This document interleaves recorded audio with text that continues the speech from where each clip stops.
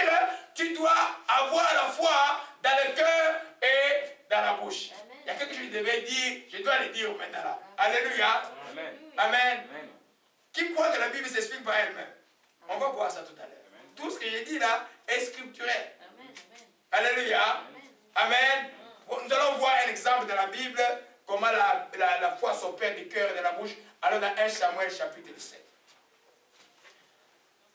Alléluia. Amen. Amen. Gloire à Jésus-Christ. Amen. J'espère que tout va bien. Les gens nous suivent bien sans problème. Amen. Alléluia. 1 Samuel 17. Alléluia. Amen. Nous parlons d'une histoire que tout le monde connaît depuis qu'on est enfant. À l'école du dimanche.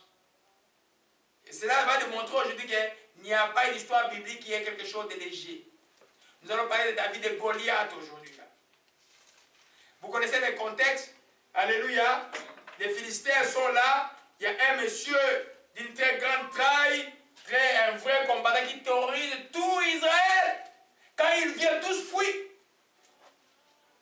Alléluia. Alors un jeune homme de la famille d'Isaïe, son père l'envoie pour aller apporter la nourriture à ses frères qui sont dans les combats. Cet homme, c'est David. Il arrive et tout Israël est terrassé. Et les géants Goliath tentaient de menacer Israël. C'était une barre haute.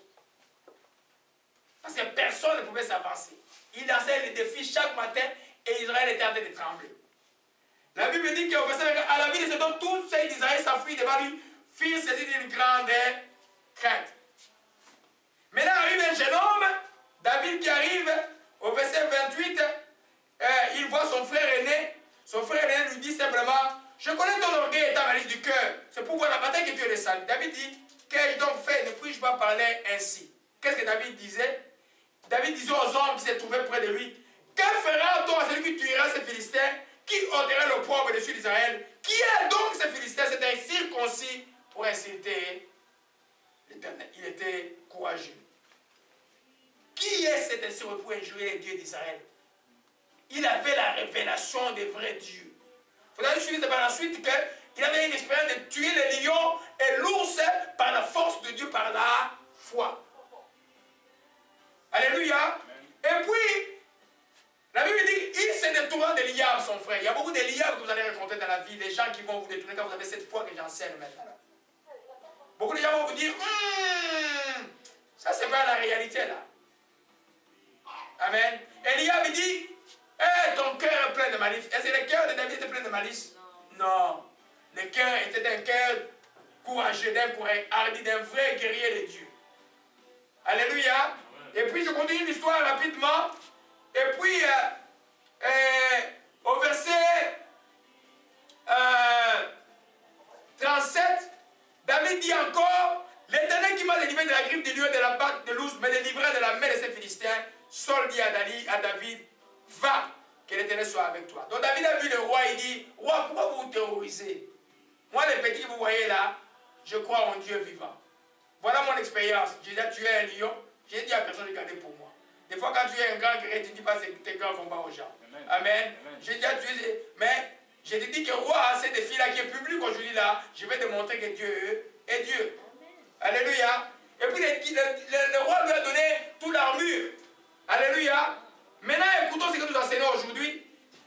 La Bible dit ici, les Philistins s'approchant peu à peu de David, l'homme qui portait son bouquet marchait devant lui. Les Philistins regardaient, lorsqu'il s'aperçut, il aperçut David, il le méprisa, ne voyant qu'en lui qu'un enfant blond et de belle figure.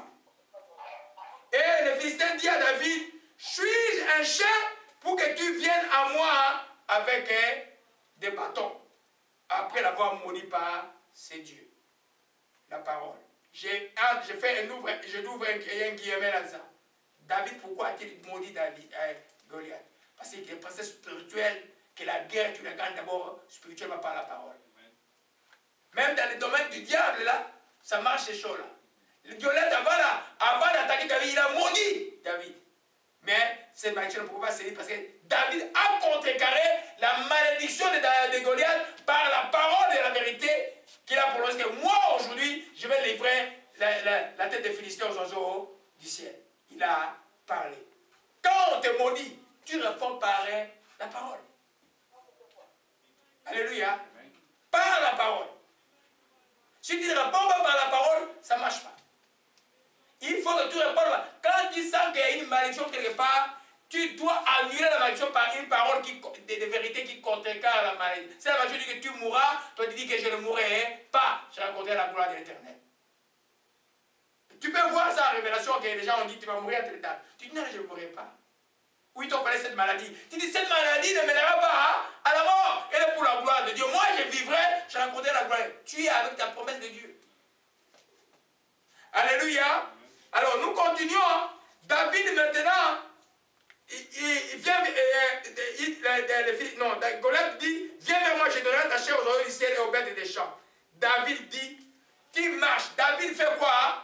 Il dit, les combats n'ont pas commencé avec les armes, les combats ont commencé par la parole. David dit ceci, tu marches contre moi avec l'épée et la lance et les javelots. Moi, je marche contre toi au nom de l'Éternel des armées, le Dieu de l'armée d'Israël que tu as insulté. Aujourd'hui, l'Éternel te livre entre mes mains, je t'abattrai, je couperai ta tête. Aujourd'hui, je donnerai les cadavres du camp des Philistins aux oiseaux du ciel et aux animaux de la terre. Et toute la terre saura que Israël est un Dieu. Déclaration. Devant un géant, d'un jeune homme, quel que soit le géant de ta vie. Une maladie fistule, un cancer ou autre chose, ou une maladie incurable, ou une maladie qu'on dit une maladie difficile, ou une maladie incurable, ou une maladie qu'on ne trouve pas de solution actuellement. La déclaration de la parole. Il a vu Goliath, il a dit aujourd'hui, toi Goliath, qui peut être un cancer ou autre chose, je vais te livrer, je vais livrer. Il n'a pas parlé de Goliath, mais il a dit, je vais livrer la chair des Philistins aux oiseaux du ciel. Alléluia.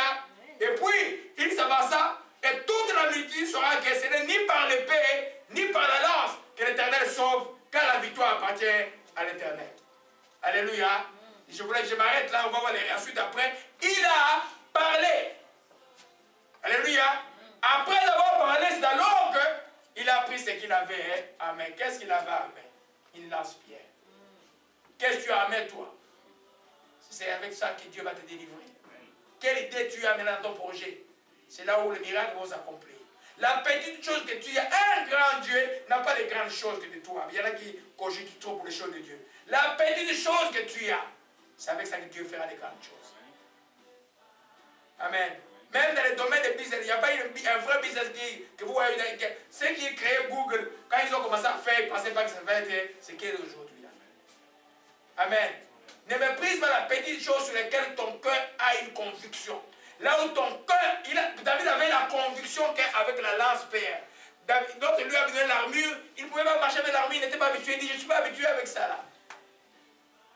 Alléluia. Mais avant ça, ce que j'enseigne aujourd'hui, déjà, voilà, là, on connaît, mais il a parlé, il a annulé la malédiction de Goliath par la parole de la vérité et il a agi et cela est arrivé.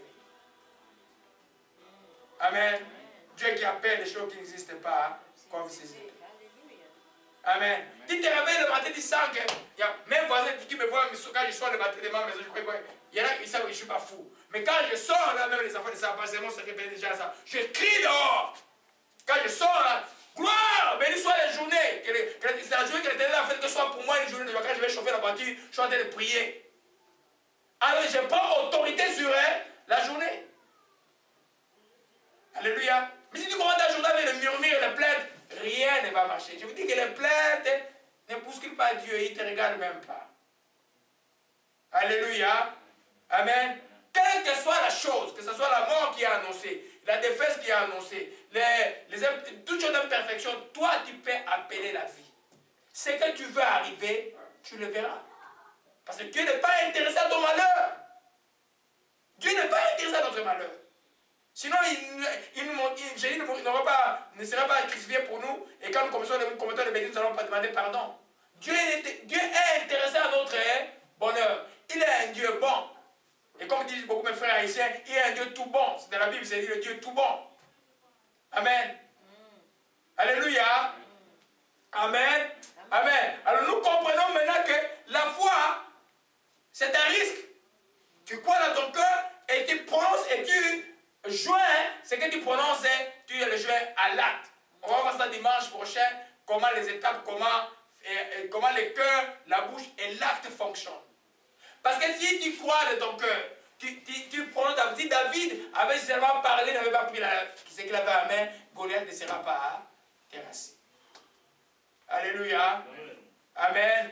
C'est vraiment avec l'heure qui avance, c'était un jour beaucoup de loups. Et celui a voulu qu'on loue beaucoup aujourd'hui. C'est pas vrai que c'était très difficile que tu arrives chez moi aujourd'hui. Parce que la volonté c'est qu'on loue Dieu. Amen. C'est que je voulais vraiment nous enseigner aujourd'hui. Et on va s'arrêter là. S'il vous plaît, cette année, bannissez les murmures. Tu dis, toi à qui Dieu a donné une promesse, saisis-la, proclame-la. Quand tu vois l'inverse, toi tu dis Dieu a dit. Il est écrit que je ne mourrai pas, je raconterai la gloire de l'Éternel. Amen. Alléluia. Amen. Amen. Amen. C'est par là que nous allons terminer. Et dimanche prochain, nous allons voir comment on joint le cœur, la bouche et l'action. Et nous allons entrer dans une partie très intéressante de ces enseignements qui sont les indicateurs de la foi. Tu peux dire que tu as la foi, on peut t'observer, voir et te dire, frère, c'est relatif, tu as joué, tu n'as pas la foi. Il y a des choses qui ne trompent pas. Il y a des indicateurs qui montrent dans la vie de quelqu'un qui a la foi. Un des indicateurs dans la vie, nous pouvons déjà étiqueter aujourd'hui, David avait quoi? Hein? L'hardiesse. Un jeune homme est arrivé, les gens sont en guerre, il dit, mais qu'est-ce qu'on va donner à celui qui va tuer celui-là? Amen. Il faut viser loin dans la vie. Hein? Il dit, qu'est-ce qu'on va donner avec 17 ans? Il était jeune. Amen. Quelle récompense on va donner à celui qui va terrasser cet homme-là? Il avait l'hardiesse, le courage. Et il a osé. Là où tout le monde, son grand frère même l'a dit, non, tu es malicieux. Amen. Fouillez les Eliab dans votre vie. Les gens qui veulent contrarier votre vie, fouillez-les. Je reviens encore, les mauvaises compagnies corrompent les bonnes mœurs. Dans la foi, c'est extrêmement important. Vous n'avez pas vu Jésus faire des miracles entouré des incrédules. Ou les apôtres. Que ce soit Pierre, quand il a fait des miracles, des grands miracles de résurrection, il disait aux gens de sortir et rester vraiment des fois avec Pierre, Jean et Jacques. Jacques et Jean. Parce que tu dois avoir des gens qui croient comme toi. Alléluia. Que les gens ne te découragent pas. Ton rêve deviendra réalité. La Bible parle des déserts qui deviendront comme un étang. C'est quoi ça, vous imaginez? C'est des situations qui sont pratiquement impossibles, qui par la foi, parce que Dieu a prononcé sa parole, vont vous faire vivre. Éternel, nous bénissons ton Saint-Nom. Nous te rendons tout simplement grâce pour cette journée, au Père. Merci pour ta présence. Merci pour la grâce que tu nous fais aujourd'hui. Encore une fois, Père, nous croyons au Père que le juste vivra par la foi. Merci de simplement la paix ce soir. Simplement la paix soit digne de Dieu dans la paix. Nous te rendons grâce, Seigneur. Nous bénissons ton nom de préparer les cœurs de tes enfants tout le temps de recevoir ta parole et qu'ils puissent prononcer la parole de vérité. Nous bannissons de nos bouches toute parole de crainte et de peur au nom de Jésus-Christ de Nazareth. Seigneur, nous bénissons ton seul encore une fois. Pour la réalité de la foi dans les cœurs de tes enfants, Père, nous te disons merci. Que ton nom soit loué et soit exalté. Nous te rendons grâce. Au nom de Jésus-Christ, nous t'avons ainsi prié. Amen. Sois loué Jésus dans ses sentiers. Sois loué le roi des rois. Sois loué Dieu là. Sois loué Jésus. Sois loué Seigneur. Sois loué le roi des rois. Sois loué.